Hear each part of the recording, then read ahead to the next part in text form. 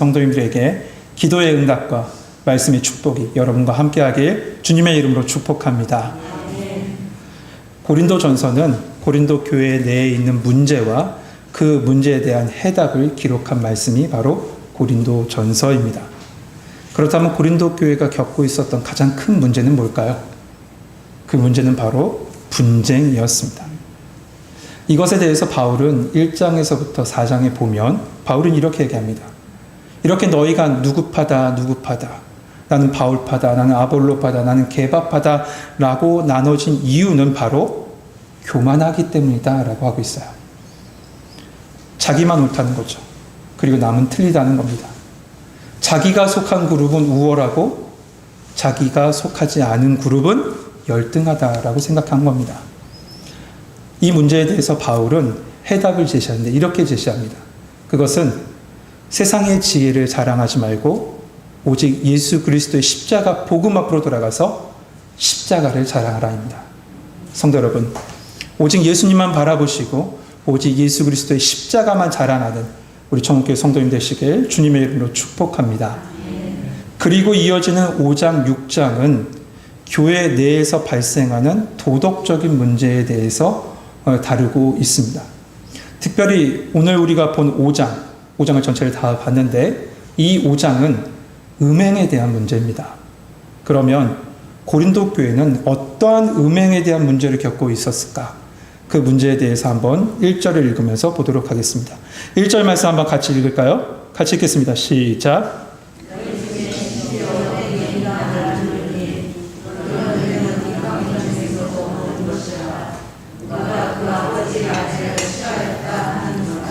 아멘. 고린도는 항구 도시였습니다. 그러다 보니까 무역과 상업이 발달했죠. 그리고 또한 다른 나라와 이 문화적인 면, 생활적인 면의 교류가 많았던 곳, 그곳이 바로 고린도입니다. 그러다 보니 이 고린도는 어떤 도시보다 개방적인 도시예요. 그런데 이 개방성은 많은 다른 나라의 문화들을 그 고린도로 가지고 들어왔는데 그 중에서 가장 많이 들어온 곳이 무엇인가? 바로 다른 나라의 신화와 우상들을 가장 많이 가지고 들어왔습니다. 그러다 보니까 이 고린도 지역 내 산 위에마다 곳곳마다 이방신의 여러 신들의 신전이 다 세워지기 시작해요. 우리는 생각합니다. 신전하면 어떤 이미지를 가집니까? 대부분 거룩하고 순결하고 순전한 생각을 하지만 당시 이방의 우상들의 신전들은 그렇지 않았습니다. 일단 그 신들에게 축복받고 풍요함이라든지 혹은 다산의 축복을 받기 위해서 어떻게 해야 되냐? 그 우상과 연합을 해야 되는데 그 연합의 방법이 뭐냐 하면 그 신전에 살고 있는 여사제들과 성적 관계를 가짐으로 인해서 신과 합의를 이룬다라고 생각했어요. 결국 이 신전들은 각 곳곳에 세워진 신전들은 합법적으로 매춘 행위를 하는 그런 장소가 됐던 겁니다. 이런 문화가 얼마나 그곳에 발달했냐면 당시 아프로디테 신전이 이 고린도 지역에서 가장 큰 신전이었는데 그 아프로디테 신전에서 일하고 있는 여사제의 수가 약 1000명에서 2000명 돼요. 그러면 그 아프로디테 신전만 있는 것은 아니죠. 여러 다른 신전들이 있잖아요.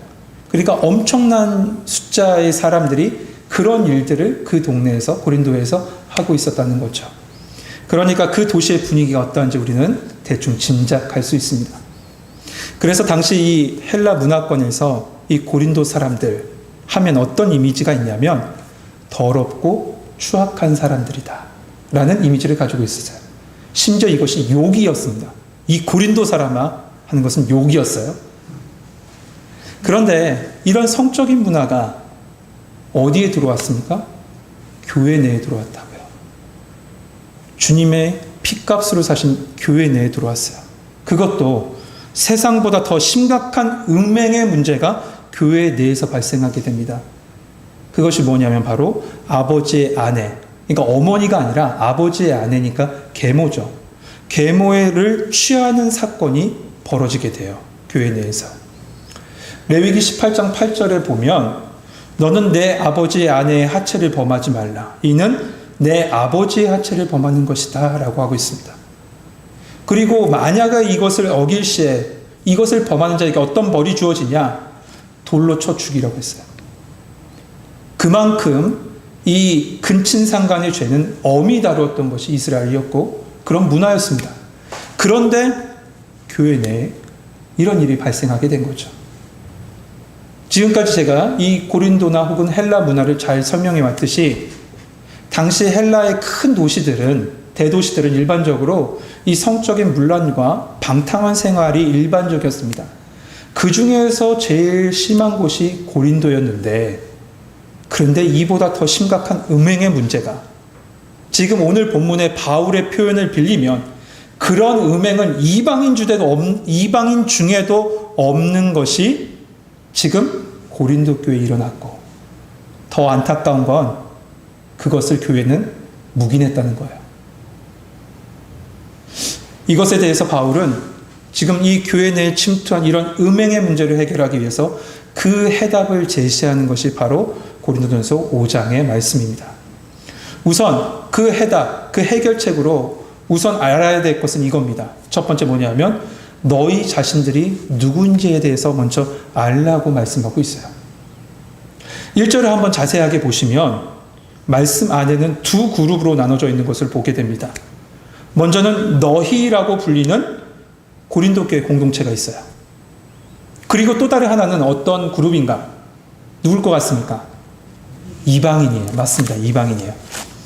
그런데 성도 여러분, 고린도 이 교회 사람들은 본래 이방인들이었죠. 유대인은 아니잖아요. 이방인이었어요. 하지만 바울은 지금 고린도 교회 사람들을 향해서 이런 음행은 이방인 중에도 없는 것이다 라고 얘기하면서 고린도 교회 성도들과 이방인들을 딱 구별해서 얘기합니다. 그것은 무엇을 말하냐면 너희는 더 이상 이방인이 아니다라는 거예요. 그렇습니다. 에베소서 2장 11절에 보면 이런 말씀을 하죠. 전에 너희는 육체대로 이방인이었고 무할례자였으나 그러나 이제는 어떻게 됐습니까? 에베소서 2장 19절 말씀에 그러므로 이제부터 너희는 외인도 아니요 나그네도 아니요 오직 성도들과 동일한 시민이요 하나님의 권속이라 라고 되어 있어요. 여러분, 하나님에게 속한 사람, 하나님의 가문에 속한 사람, 곧 하나님의 자녀가 된 것이 바로 우리인 줄 믿습니다. 그러면 우리가 어떻게 그렇게 이방인에서 하나님의 백성으로, 이방인에서 성도라 부르심을 받을 수 있었을까요? 그것은 에베소서 2장 13절에 이렇게 말합니다. 이제 전에 멀리 있던 너희가 그리스도 예수 안에서 그의 피로 말미암아 가까워졌느니라. 예수의 피로 말미암아 우리가 이방인에서 하나님께 부르심을 받은 자로, 이방인에서 성도로 부르심을 받은 겁니다. 할렐루야. 이것을 갖다가 본문에서 바울도 말하고 있습니다. 그것은 바로 7절 하반절에 나옵니다. 7절 하반절에 보면 우리의 유월절 양 곧 그리스도께서 희생되셨느니라. 누구를 위해서 희생하셨습니까? 나를 위해서 희생하셨어요. 유월절 어린 양 곧 예수 그리스도께서는 이스라엘 족속만을 위해서 십자가 지신 것이 아니라 너희를 위해서, 고린도 교회 너희를 위해서, 우리를 위해서, 우리 청교회 성도들을 위해서 십자가 지셨다라고 말씀해 주고 계신 겁니다. 그 예수 그리스도의 피로 새롭게 된 하나님의 자녀가 된 것, 그 은혜가 바로 고린도 교회와 우리 안에 있는 줄 믿습니다. 말씀은 다시금 너희들은 이방인도 예전에는 이방인이었고 그리스도 밖에 있었지만 십자가의 은혜로 하나님의 자녀 됐음을 깨닫게 해줍니다. 우리는 누구라고 했습니까? 하나님의 자녀입니다. 예수 그리스도의 피값으로 사신 하나님의 자녀가 된 줄 믿습니다. 두 번째로 보면 바울은 이 음행의 원인에 대해서 이야기합니다. 그 원인은 2절에 나옵니다. 2절 말씀 보면 그리하고도 너희가 오히려 교만하여져서 어찌하여 통한이 여기지 아니하고 그 일을 행한 자를 너희 중에서 쫓아내지 아니하였느냐. 사도 바울은 이러한 음행의 원인을 무엇이라고 얘기하냐면 교만하여져서라고 얘기합니다. 여러분, 음행과 교만, 교만과 음행 어울립니까? 약간 어울리지 않는 것처럼 보여지죠. 그런데 왜 바울은 이러한 음행이 교만하여져서 그렇다라고 얘기했을까요? 두 가지 측면에서 볼 수 있어요. 첫 번째, 당시 고린도 교회의 상황입니다. 우리가 앞선 1장에서부터 4장까지 고린도 교회는 서로 지금 분쟁하고 있었다라고 얘기했습니다. 난 누구 파다 하면서 우리 파가 뛰어나다. 우리 파가 맞다라고 하면서 말이죠. 그러다 보니 어떤 일이 벌어지냐. 자기 그룹 내에 일어난 말도 안 되는 이 음행의 문제에 관해서 우리 편이니까 괜찮아. 우리 편이니까 괜찮아 하고 옹호한 거죠. 한마디로 이 패거리 문화가 그 속에 있는 겁니다. 내로남불한 거예요. 남이 하면 불륜이고 내가 하면 로맨스가 된 거죠. 그러다 보니까 신앙적으로도 그렇고 심지어 이성적으로도 알 수 있는 그 죄의 심각성을 고린도 교회는 깨닫지 못했다는 거예요. 결국 이러한 음행은 자신이 옳다, 자신만이 옳다라고 하는 교만에서부터 비롯된 것이다 라고 얘기하고 있는 겁니다. 두 번째, 그것은 바로 영적인 교만 때문에 그래요. 이 고린도 교회 내에 이 이원론적 사고를 가진 사람들이 있었습니다. 그들은 어떻게 생각하냐면 영은 예수 그리스도의 피로 말미암아 구원받았다. 그러니까 우리는 이제 우리의 육체는 아무렇게나 행동해도 된다. 이렇게 생각하는 사람들이 있었죠. 이미 구원받았으니까 우리는 그리스도 안에서 자유해 하면서 막 자기의 삶을 사는 거죠. 세상 사람과 별반 다르지 않게 해요. 이들은 예수 그리스도 안에 있는 자유를 오용하고 방종한 나머지 자신의 죄에 대해서 그것을 합리화하고 정당화하려고 애썼던 사람들이 이 사람들이에요. 이것이 바로 무엇이냐? 영적인 교만이라는 거죠. 그러나 사도 바울은 분명히 이 사건을 이렇게 봅니다. 한 개인의 일탈이 아니라 교회 전체의 문제다, 이건. 그러므로 교회 전체를 책망해요. 그러면서 이렇게 말하고 있는 거죠. 너희들은 지혜로운 척했다. 능력 있는 척했다. 신령한 척했다. 그런데 어찌 이러한 일을 통한이 여기지도 않고 그런 일을 행하는 자들 너희 중에서 내쫓지 않았냐? 이건 다 너희들 교만했기 때문이다. 교만이에요. 교만은 이처럼 죄를 죄로 인식하지 못하게 합니다. 그것이 교만의 하나의 특성이었는데 지금 고린도 교회의 음행의 원인이 바로 그 교만이었다는 거죠. 그래서 사도 바울은 3절에서부터 5절에 이 모든 것을 해결할 구체적인 방법을 제시해요. 그것이 바로 3절에서부터 5절에 나오는데 먼저 4절, 5절만 한번 읽어봅시다. 4절, 5절 함께 읽어보겠습니다. 시작.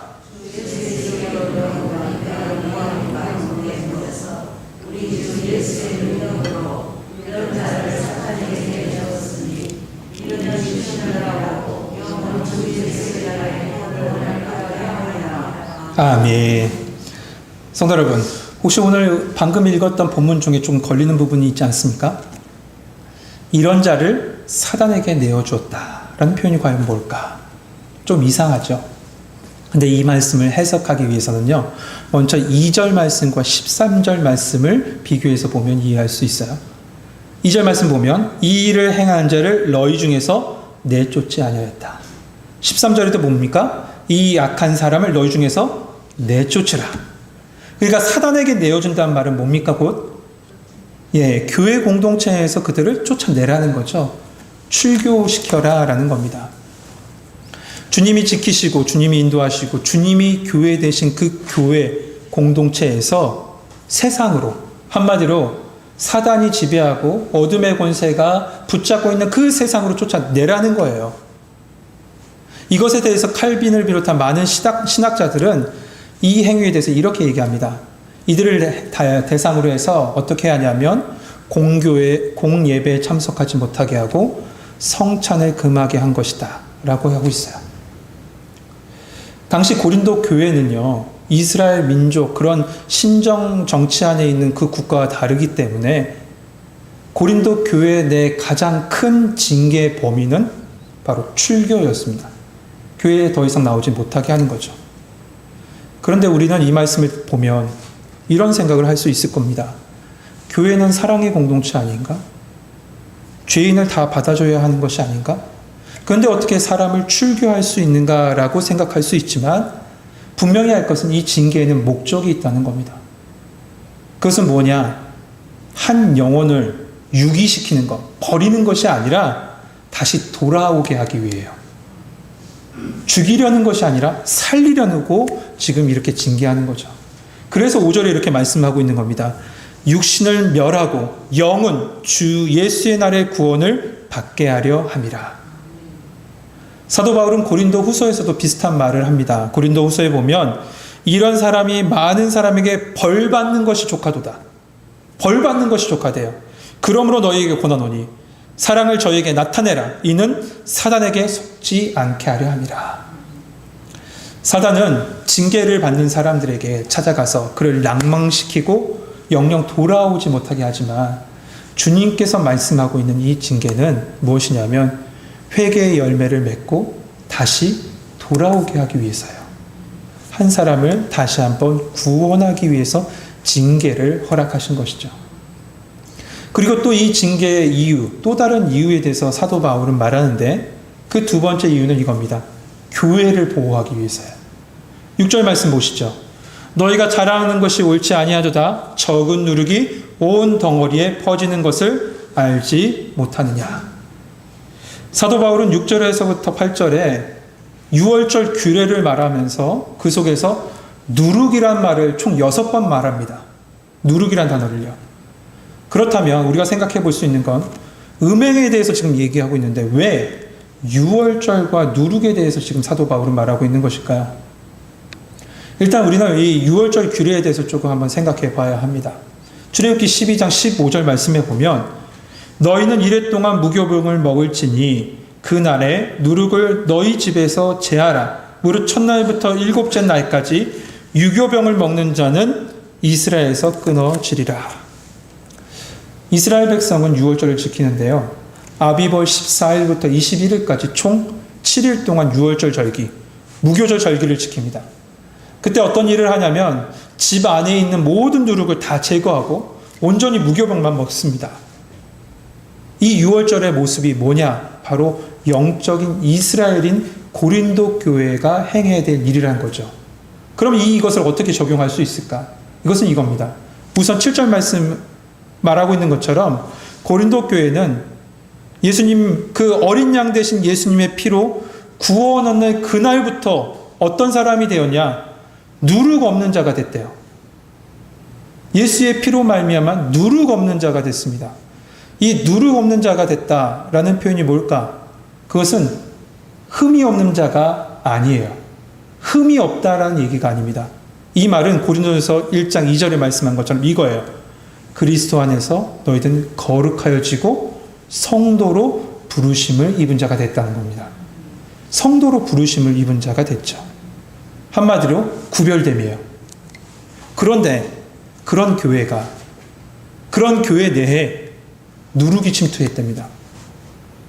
바울은 그 누룩에 대해서 어떤 누룩이라고 얘기하냐면 묵은 누룩이라고 하고 있어요. 그럼 왜 누룩이면 누룩이지 바울은 묵은 누룩이라고 했을까요? 이것은 이 고린도 교회 교인들이 예수님을 믿기 전에 행했던 그 옛 습관을 얘기해요. 옛 모습들을 얘기한 거죠. 고린도 후서 5장에 보면 누구든지 그리스도 안에 있으면 새로운 피조물이라고 했죠. 오늘 7절에 보면 새 덩어리와 같은 이야기입니다. 이전 것은 지나가고 보라 새 것이 되었는데 다시 옛사람과 옛 습관이 그들 안에서 나오기 시작했다는 겁니다. 이 말씀을 더 깊게 보면 타락한 인간 내에 있는 그 심성이, 그러니까 만물보다 더 거짓되고 부패한 그 옛사람 묵은 누룩이 내 안에 남아있다가 지금 그 안에서 드러나게 됐다는 거죠. 이에 사도 바울은 이렇게 얘기한 겁니다. 적은 누룩이 온 덩어리에 퍼진다. 이처럼 쉽게 퍼지기 때문에 그 묵은 누룩을 제거해버리라 라고 말하고 있는 겁니다. 우리가 해야 할 일을 분명히 가르쳐주고 있는 것이죠. 그것을 한번 8절 말씀을 통해서 다시 한번 가르쳐 주는데 우리 8절 같이 한번 읽어봅시다. 같이 읽겠습니다. 시작.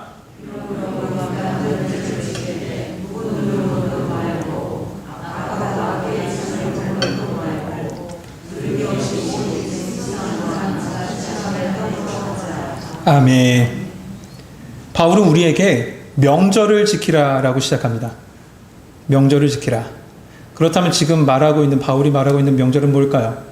지금까지 얘기했던 유월절, 무교절 절기를 얘기합니다. 그렇다면 고린도 교회에게, 이 유대 공동체도 아닌 이 고린도 교회에게 유월절 절기를 지키라는 말은 뭘까?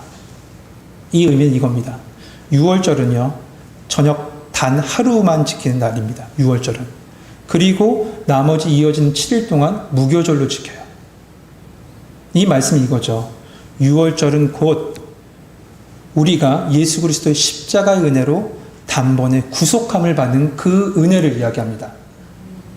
그러나 그것으로 끝나는 것이 아니죠. 이어지는 무교절 절기가 있습니다. 이 무교절 절기에 했던 것이 뭡니까? 누룩을 제거하는 거예요.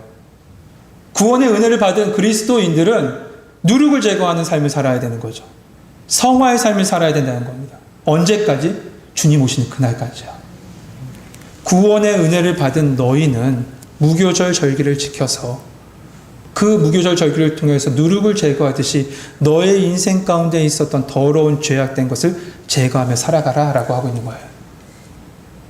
무교절 절기, 그 속에서 누룩이 제거하는 그 대청소처럼 우리 안에 제거해야 될 것이 있습니다.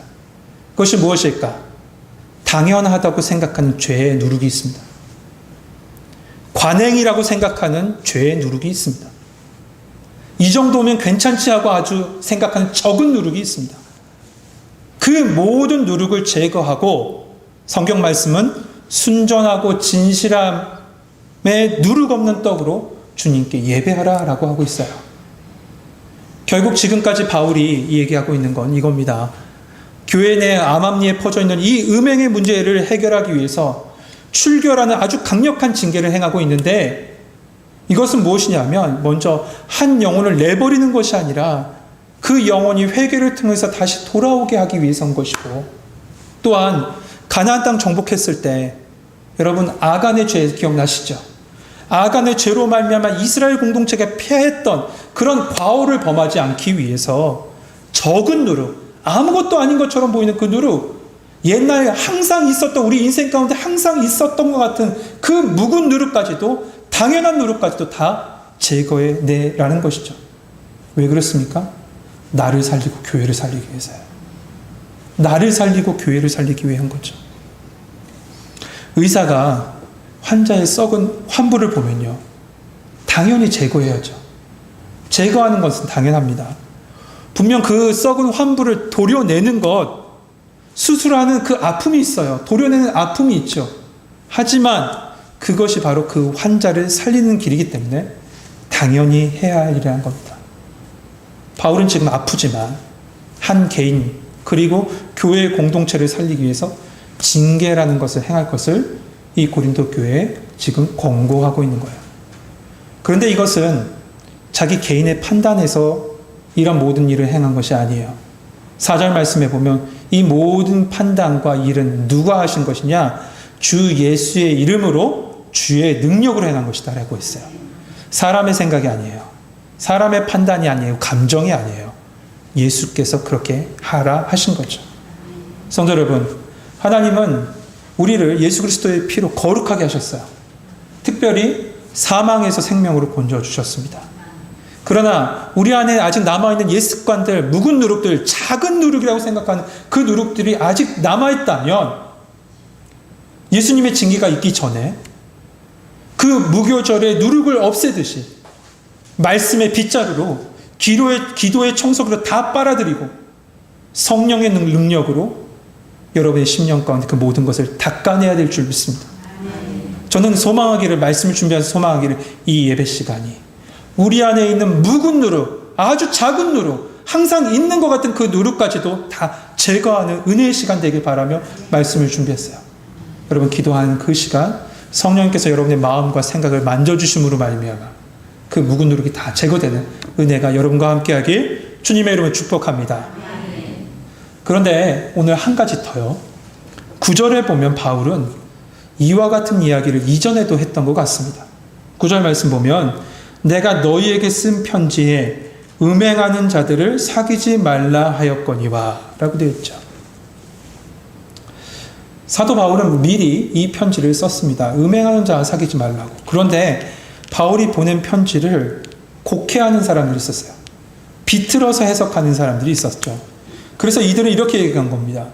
아니, 고린도 사회가 다 그런데, 음행하고 그런 것이 일반적인데, 그러면 우리 보러 세상 밖으로 나가 살려는 거야? 아니, 저기 굴을 파고 살려는 거야? 생업을 다 포기하고 가족을 다 포기하고 저 밖에 나가 살려는 거야? 하면서 비아냥거리고 조롱하는 사람들이 고린도 교회 내에 있었다는 거예요. 그러나 바울이 말하는 것은 그런 것이 아니라고 하죠. 세상 사람들과 사귀지 말라는 것이 아니에요. 그 도시 안에서 살지 말라는 것이 아니라 이 말씀은 너희 안에, 그러니까 교회 내에 있는 그런 추악한 일을 하는 형제들과 함께 하지 말라는 거예요. 11절 말씀 보세요. 이제 내가 너희에게 쓴 것은 만일 어떤 형제라고 일컫는 자가 누굽니까? 교회 성도들을 얘기하죠. 그 일컫는 자가 여러 가지 이런 음행 같은 일을 하면 사귀지도 말고 그런 자와 함께 먹지도 말라 하는 거예요. 이 말은 결국 그런 자들을 다 내쫓으라는 거죠. 성도 여러분, 우리는 오늘 이 말씀 속에서 또 한 가지 배울 수 있는 것은 세상 속에 살아가는 그리스도인은 어떻게 살아가야 될지를 배웁니다. 그것은 뭐냐면 이거예요. 우리는 주님 오시는 그날까지 이 땅에서 살아갈 겁니다. 저기 하늘에서 혼자 살고 계신 분 안 계시죠? 우리는 모두 다 이 땅에서 다 살아 갑니다. 24시간이라는 시간과 내 삶의 지역 가운데 살아가요. 근데 그 모든 삶은 사실 하나님께서 우리에게 주신 선교적 삶입니다. 여러분 믿으십니까? 결국 가족도 하나님께서 나에게 맡기신 가족이고, 내 직장도 마찬가지고요. 내 동료들도, 내 지역 공동체도, 그리고 이 나라와 민족도 다 하나님께서 우리에게 맡기신 겁니다. 그렇다면 그 속에서 우리가 동화되지 않고 살아갈 수 있는 방법은 무엇이 있을까? 어떻게 우리는 그들과 동화되지 않고 살아갈 수 있을까? 그것은 그리스도인들이 세상과 분리돼서 사는 것이 아니라요, 세상에서 구별돼서 살아가는 거예요. 같이 고백할까요? 그리스도인은 세상과 분리되어 사는 것이 아니라 세상 안에서 구별되어 살아가는 것입니다. 여러분 믿으십니까? 그래, 우리는 세상 안에서 구별돼서 살아가는 겁니다. 세상이란 동산 안에서 말씀의 울타리를 먼저 내 안에 딱 치고 그 안에서 구별돼서 살아가는 겁니다. 그러면 그 안에서 하나님께서, 성령님께서 우리를 지키시고 보호해 주실 줄 믿습니다. 사랑하는 성도 여러분, 교만은 우리를 죄와 타협하게 만듭니다. 그러나 주님은 분명히 말씀하시죠. 그런 죄의 습관들을 다 내버리라고. 우리는 예수 그리스도의 피와 그의 십자가의 능력과 성령의 능력으로 그 모든 묵은 누룩을 다 제거해야 될 줄 믿습니다. 그리고 세상 안에서 구별된 그리스도인으로 살아가는 겁니다. 하지만 이 살아가는 것도 항상 강조하지만 내가 사는 것이 아니라 내 안에 계신 그리스도께서 살아주실 줄 믿습니다. 그 구별된 삶 속에 살아감으로써 여러분, 우리 모든 천국교회 성도들은 오직 하나님의 영광을 나타내고 여러분의 삶을 통해서 교회를 세우고 또한 십자가의 복음을 증거하는 우리 성도님 되시길 주님의 이름으로 축복합니다. 오늘 말씀 붙잡고 우리 같이 기도합시다. 하나님, 내 안에 아직 묵은 누룩이 있습니까? 세상과 구별되어 살아가는 존재인데 세상과 동화되어 살아가는 그리스도인으로 살고 있지는 않습니까? 하나님, 성령님, 예수 그리스도의 피를 다시 한번 내 심령에 발라주셔서 그 6월절 어린 양의 피를 다시 한번 발라주셔서 우리를 구별하여 주시고 하나님의 영광이 우리의 삶을 통해 드러나며 주의 십자가 복음의 삶으로 증거하는 그리스도인 되게 하여 주시옵소서. 이 시간에 말씀 붙잡고 같이 통성으로 기도합니다. 기도하겠습니다. 은혜로우시고 사랑이 많으신 하나님, 감사합니다. 오늘도 이 어려운 말씀 속에서 우리에게 주신 진리의 말씀을 듣게 하시니 감사합니다. 당연한 듯 생각했던 그 모든 것들, 그 모든 묵은 누룩과 적은 누룩으로 말미암아 말미암아 우리의 인생이 무너지는 모습을 보게 됩니다. 고린도 교회가 무너지는 모습을 보게 됩니다. 아버지 하나님, 우리 안에 있는 묵은 누룩을 예수님으로 치료하시고 정결케 하여 주시옵소서. 구별되게 하여 주옵소서. 십자가의 피로 하나님 아버지 정결하게 하여 주셨사오니 무교자의 그 모든 누룩을 제거하는 것처럼 말씀과 기도와 예배를 통해서 우리 인생 가운데 있는 묵은 누룩과 적은 누룩을 다 제거할 수 있는 우리 전교회 성도들 되게 하여 주옵소서. 그래서 세상에서 구별됨으로 말미암아 하나님의 영광을 돌리며 주님의 교회를 세워가며 주님의 복음을 증거할 수 있는 모든 성도들 되게 하여 주옵소서. 이 수요기도의 시간 어려운 중에도 나왔습니다. 하나님 주님 만나 주시옵소서. 주님 만나 주시옵소서. 치료하여 주옵소서. 회복시켜 주시옵소서. 주님의 은혜와 축복이 모든 성도들과 함께 할 줄 믿습니다. 사랑이 많으신 하나님, 만세 전부터 우리를 기억하여 주시고 우리를 불러주셔서 주님의 자녀, 거룩한 하나님의 백성으로 세워주시니 감사합니다. 내 안에 있는 예수의 십자가의 피를 바라보게 하여 주옵소서. 오직 주님께서 십자가로 말미암아 우리를 구별시켜 주셨사오니 더 이상 더러운 묵은 누룩으로 말미암아 우리의 인생이 다시 옛사람으로 돌아간 자 없게 하여 주시옵소서. 하나님, 말씀의 거울을 통해서 우리의 심령을 보길 소망합니다. 우리 안에 묵은 누룩이 있습니까? 아주 작은 누룩이 있습니까?